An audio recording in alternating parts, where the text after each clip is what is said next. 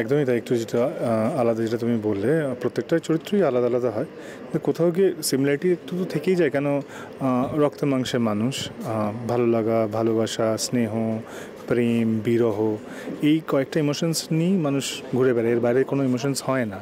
তো ব্লেন্ডগুলো তৈরি হয় বিভিন্ন রান্না, যেমন বিভিন্ন ধরনের ইনগ্রেডিয়েন্টসগুলো পড়ে, এক্ষেত্রেও তাই ইনগ্রেডিয়েন্টসগুলো একটু আলাদা, আরও মশলাদার, স্পাইসি।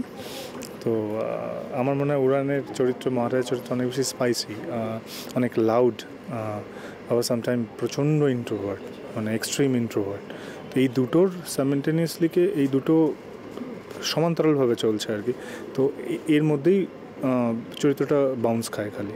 তো কখনও খুব রাগী, কখনও খুব শান্ত, কখনও খুব পরোপকারী, আবার কখনও নিজের ভুলে নিজের ক্ষতি করে ফেলে। তো সেক্ষেত্রে এটা খুবই চ্যালেঞ্জিং, মানে এরম ধরনের ক্যারেক্টার আমার মনে হয় না আমি আগে করেছি। কাছের মানুষদের উৎসাহটা দেখি ভালো লাগাটা আরও বেড়ে যায়, নিজের থেকেও বেশি। ভালো তো লেগেছে অবশ্যই, প্রথমবার নিজেকে দেখছি স্টারের মতো একটা চ্যানেলে, সাথে কাজ করছি, সুরিন্দর ফিল্মস রয়েছে, ভীষণ ভালো লাগা আছে, একটা কাজ করতে এসেও প্রচণ্ড ভালো লাগছে। আর কোথাও গিয়ে কি পূজারিণীকে রত্নপ্রিয়া খুঁজে পেয়েছে নিজের চরিত্রের মধ্যে, মানে তোমার সাথে কতটা মিল? পূজারিণীকে রত্নপ্রিয়া খুঁজে পেয়েছে অবশ্যই, কারণ আমার সাথে অনেক মিল আছে, আবার মিল নেইও, কারণ বেশ কিছু ক্ষেত্রে মানে পূজারিণী যতটা জলি, সারাক্ষণ একটা চনমনে ব্যাপার আছে, আমি বেসিক্যালি ভীষণ শান্ত, কিন্তু হ্যাঁ, পরিবারকে নিয়ে থাকতে ভালোবাসি পূজারিণীর মতোই, আর দায়িত্ব নিতে ভালো লাগে, সবার সাথে হেসে খেলে জীবন কাটাতে ভালো লাগে। আচ্ছা প্রতীকদা, এর আগে তো তোমায় মানে সাহেবের চরিত্র দেখেছি, এখানেও কোথাও না কোথাও যেরকম তোমার বাবা মা বলছে যে কোথাও না কোথাও নারকেলের খোলের মধ্যে একটা কোথাও আভা রয়েছে, একটা মিষ্টি আভা, যেটা যেটা সহজে মানুষের ওপর থেকেও দেখলে বুঝতে পারবে না। তো তোমার মধ্যেও কি সেটা বাস্তবে কোথাও কি রয়েছে, মানে চরিত্রের সঙ্গে নিজের?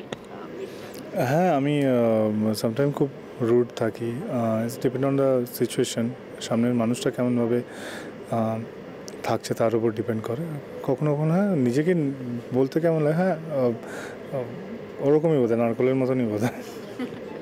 আস্তে আস্তে উড়ানের মধ্যেও কি মানে দেখতে পাবে মানুষের তোমার সেই দিকটা? হ্যাঁ, নিশ্চয়ই দেখতে পাবে। ক্যারেক্টারটাই সেরকম, চরিত্রটাই সেরকম, মানে এখানে কোনো দ্বিমত নেই, চরিত্রটা একদমই আলাদা। আর এত একটা চরিত্রের নাম মহারাজ, মহারাজ কখন হয়? যখন সে তার প্রজাদের বা সমাজের সেই স্তরের মানুষ যে সবার দিকটা সম্পূর্ণভাবে এবং সমান্তরালভাবে খেয়াল রাখতে পারে। তো নিশ্চয়ই সে সেই জিনিসটা করতে পারে বলেই চরিত্রের নাম এতটা ডেসপারেটলি নাম রাখা হয়েছে মহারাজ। পূজারিণী, এই কদিন কাজ করার অভিজ্ঞতা, কো অ্যাক্টরদের সাথে কাজ করার অভিজ্ঞতা, মানে খুব কি হেকটিক মনে হচ্ছে বা কোথাও গিয়ে নাকি এনজয় করছো? এনজয় তো অবশ্যই করছি, কারণ ভালো লাগছে বেশ সিন করতে গিয়ে। প্রথমে একটু একটু টেনশন হয় যখন ফ্লোরে এসে প্রথম ঢুকি, প্রথম দিনের কথা বলছি, তো তারপর বিষয়টা কেটে গেছে অনেকটাই, আর ওই টেনশনটা হয় না। বাট কো অ্যাক্টররা প্রচণ্ড সাপোর্টিভ প্রত্যেকে, মানে তারা শর্ট এনজি হলেও তারা সাপোর্ট করে যে ঠিক আছে চলো আরেকবার হবে।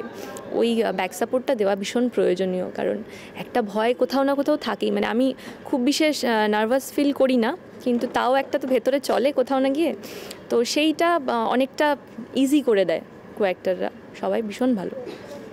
আর এই কদিনে তোমাদের কেমিস্ট্রি এখনো অবধি সেইভাবে স্ক্রিন শেয়ার হয়নি, তাও কতটা মানে ভালো লাগা, দুজন দুজনকে কি দেখেছো, মানে একসাথে কাজ করার স্ক্রিনে কি দেখা গেছে? এই কদিনের মধ্যে একটাই সিন করেছি, খুবই সামান্য, মানে সেটা একটাই সিন, খুব ছোট্ট একটা সিন, প্রথম সিন যেখানে ওর সাথে আমার ইন্ট্রোডিউস হচ্ছে। খুব ফানি সিন ছিল, খুব মজার, তার সঙ্গে রাগ, খুব ইন্টারেস্টিং একটা সিন, মানে আমার নিজের করে নিজেই খুব হাসি লাগে, স্ক্রিপ্ট পড়েই আমি হাসছিলাম। আমার মনে হয় ওরকমই লেগে হবে, মানে এতটাই সুন্দর স্ক্রিপ্ট, গল্প এতটাই ইন্টারেস্টিং যে একজন অভিনেতা হিসেবে পড়ে পারফর্ম করার আগেই দেখে নিজে হাসি লাগছে, তো আমার খুব ভালো লেগেছে। এবার রসায়নটা তো তখন তৈরি হবে যখন দর্শক বলবেন যে হ্যাঁ, দুজনকে কেমন স্ক্রিনে লাগছে। গল্পের উপর ডিপেন্ড করে, পরিচালনার উপর ডিপেন্ড করে, সার্বিক দিক থেকে ডিপেন্ড করে। আবার বলছি, এটা টিম ওয়ার্ক, আমার ওর একার দুজনের ভালো লাগতে কিছু হবে না, সবাইকে ভালো কাজ করতে হবে, তবে গিয়ে দর্শকের মনে আমরা চাপ ফেলতে পারবো এবং তারা আমাদের গ্রহণ করবেন।